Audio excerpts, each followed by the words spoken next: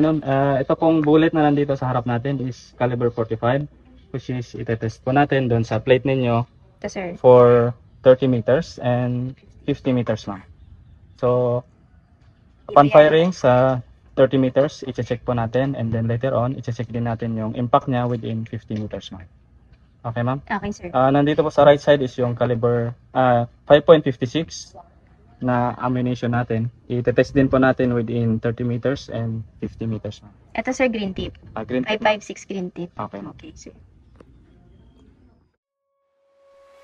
Good afternoon. Nandito tayo ngayon sa firing range ng Scout Ranger. Bali, itetest natin yung ballistic shield ni Tactical Joe, which is 30 meters. 30 meters, sir?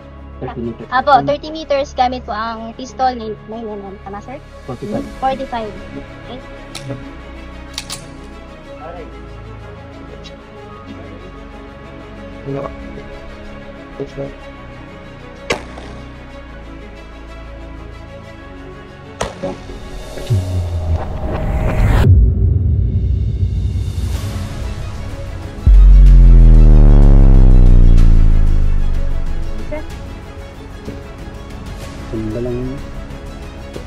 Mel, dali mo dito.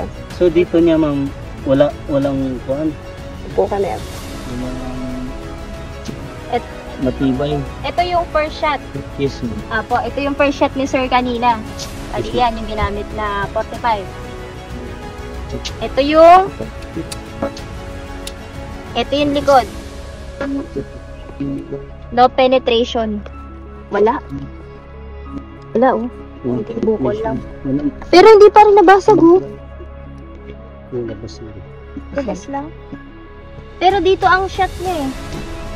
Ito ang shot. Nagkaroon lang siya ng impact dito. Ito. Ito yung first shot. Walang penetration dito sa kabila. Then, ito yung second shot. Sa salamin siya tumama.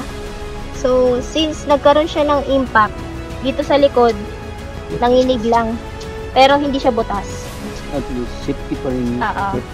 So, nagkaroon tayo ng dalawang shot, which is 30 meters. Safe na safe. Mag-50 tayo, diba? Hindi mo tinagos dyan sa 30 meters, 50 meters pa. Mas malapit yan. Tibay talaga.